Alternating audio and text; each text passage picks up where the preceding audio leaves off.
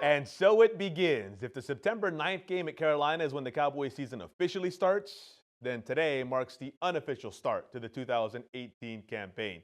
Do not call training camp the off season. Welcome to Sports Tonight, San Antonio's only live nightly 30-minute sportscast. Where over the next 30 minutes, we're also going to cover USA Basketball's minicamp, where Pop and DeMar DeRozan were doing a little getting together. And we're also talking Astros, who make a big trade today. But let's start in California with the boys. Dak Prescott, Ezekiel Elliott and company kicking things off for day number one.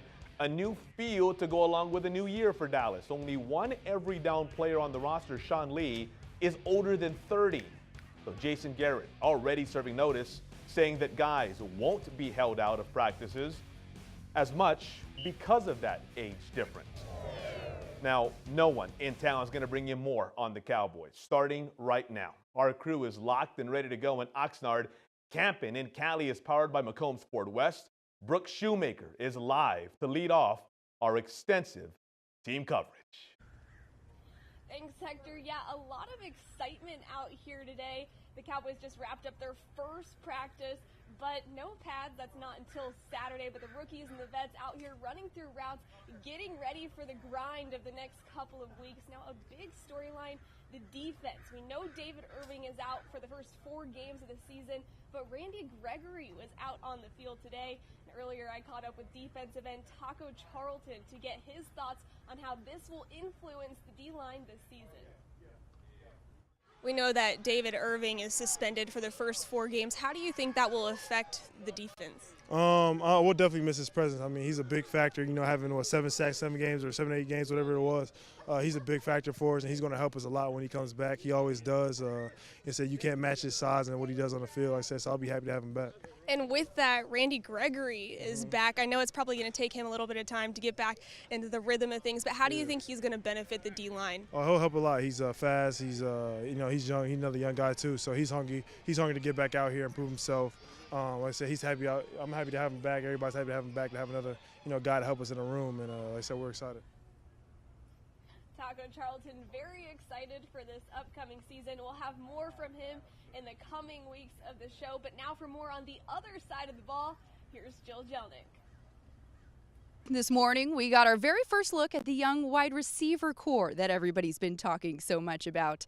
Dallas acquired several new receivers this offseason, as well as added new receivers coach Sanjay Lal. Now, with tight end Jason Witten and wide receiver Des Bryant no longer in the picture, that leaves 7th-year veteran Cole Beasley as the new leader of this receiver group. Beasley said earlier today that he noticed an immediate difference on day 1 of training camp. And that's because Coach Lal is making the Cowboys go back to the basics. It's just different. I've never had anybody who's been so technical to slow it down like that. It's really kind of everything's been a lot of, fast-paced stuff, and it's almost like it's expected to be known at this level. So it's nice to just have it broken down, and he has so much terminology for each individual step. It's just, it's never been broken down like that for me, so it's just something new. I think people are expecting less from us just because it's a lot of younger guys, and there's no Des Bryant or Jason Witten, so I think everybody just thinks we're going to run the ball, and we are, but we got to make plays in the passing game too, or we won't be successful.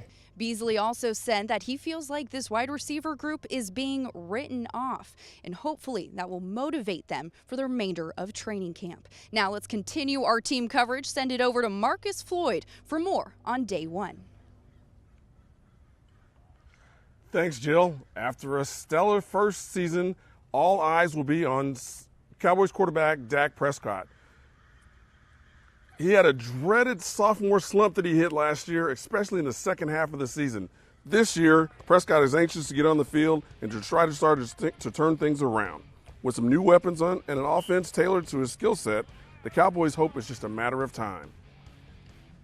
Playing quarterback in the National Football League, and there have been a lot of great players, Hall of Fame type players, who, if you look back at their first couple of years in the league, you'd say, boy, he's not on the path to wearing a gold jacket. So it's not easy. It's not easy, and I think he's just done a remarkably good job transitioning and doing what we're asking him to do. But I think the thing that stands out most to us is what we saw right from the outset, just his leadership, his ability to take charge, and the approach that he takes each and every day, the example he sets for everybody, getting better at all his skills, all the techniques that he needs to do to play his position better, and then helping guys along as well. Now, one big key will be that offensive line staying healthy and that young defense hopefully being able to step up and make some plays. They don't go anywhere. We have lots more coverage coming from Campen and Cali right here on Sports Tonight. So stay right here. We'll be back. Marcus Floyd from Oxnard for Sports Tonight. You're watching Sports Tonight, San Antonio's only nightly 30-minute sportscast with exclusive sports coverage you won't find anywhere else.